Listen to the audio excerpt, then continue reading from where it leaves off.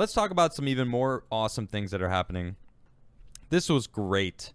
United States brokers breakthrough economic deal between Serbia and Kosovo. More places that I've been hearing almost all my life, my adult life at least, that it's just war ravaging Kosovo, Serbia. We constantly. My whole adult life I've just been hearing about terrible things that are going on, and now we have a deal notably features new facets of both countries' relationships with Israel. So they're normalizing peace. That's what I'm seeing here.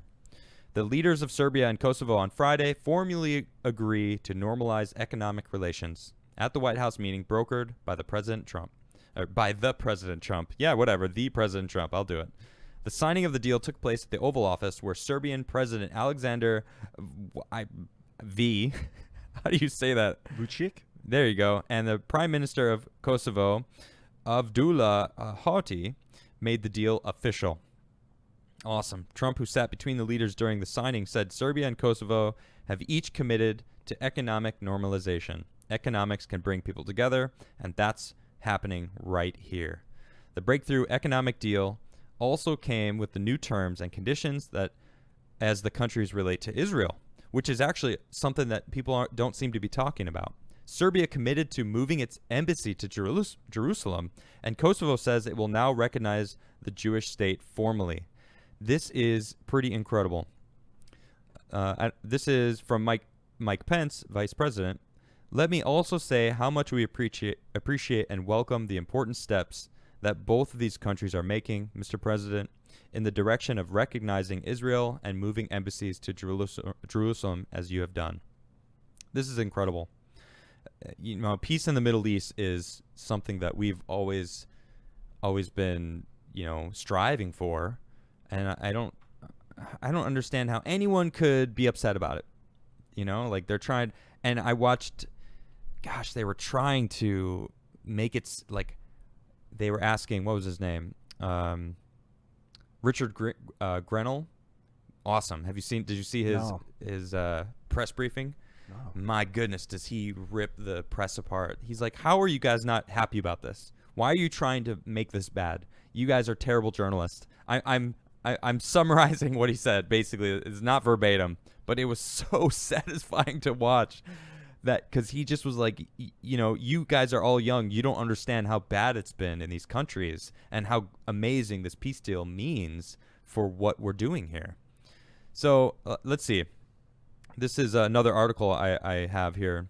It's just talking about more of the Israeli side of things. Well, I guess it really just says a lot of the same things. They're moving the fact that they're recognizing Jerusalem and Israel as like an actual state is incredible. Where was this? There was a reason why I had this out, and it has something to do with. It's Netanyahu? Is that who's? That's the prime minister. Yeah, of, here it is. Israel. Yes. So it says Kosovo will be the first majority Muslim country to open an embassy in Jerusalem, Netanyahu says. As I've been in recent days, the circle of peace and recognition of Israeli is widening and is expected to add additional countries. This is awesome. Look, I'm not a political expert in any sense of the word, but I'll tell you what, I like peace. I like things de-escalating from violence, and it has been violent in this area for a long time. This is a peace deal. The Trump announced peace deal between Israel and the United Arab Emirates. This was from August 13th. This was a few weeks ago. This is incredible. So the President Trump has been really trying to push peace in the Middle East and in war-torn areas. And you look at Israel has been fighting Palestine, right, since 1953, I think. 1953, is that right? Something like that. Long time. Since they've been established. I have mixed feelings about this. I can't go into it online because it's so controversial. Well, let me just ask you though. I know that there is a lot of controversy about this, right? I'm trying to how do I phrase this? I want to ask. I guess I'll just ask you this. Are you happy that there's peace now? This is a good question. Peace can be accomplished through military suppression. Okay. And I don't like, so like when a country invades another country and wins a war and then quells the population, there's peace. I And can that's see that. not necessarily the kind of peace that I want to advocate. Well, okay, but that is not what's happening here. This is economic peace. They're opening trade deals. They're establishing, like, you can fly to my country now.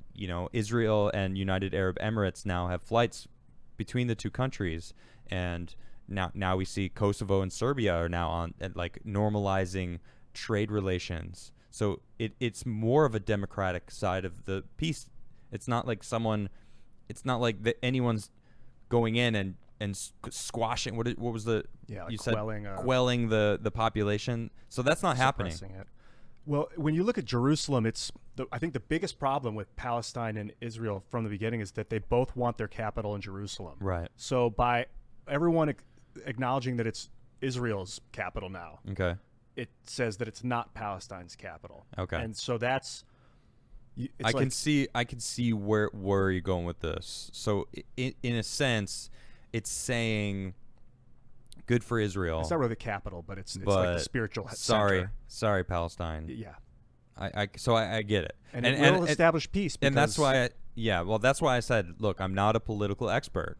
I'm not Tim. Tim has been doing this for 10 years with his nose to the grindstone on almost every single political issue that's happened in the past 10 years. Where I'm beginning my journey this year, and I don't even know if I really want to go full-blown political commentary like he does. I want to be informed. I want to know about everything that's happening. So I would like to dig your brain about it. I love the history of Israel, of that area of the world, because it's right by where the Suez Canal was a huge trade route. Like the Silk Road ran through Jerusalem, basically through Israel. So the Catholics wanted it so that they could trade with China. And they would, even as far back as the Roman Empire, that was their overland, trade deals to further east. And they would also use where now the Suez Canal is. Before the canal, they would sail their boats down there, then pick their boats up and walk it across. Really? And then sail further. So I wonder if it was kind of built as like a guard post for that area so that they could hold their trade open. And then the Muslim population of the time wanted it back because it was their trade route too. Yeah. And ever since, it's just been like, I think it's ultimately an economic strategic hold.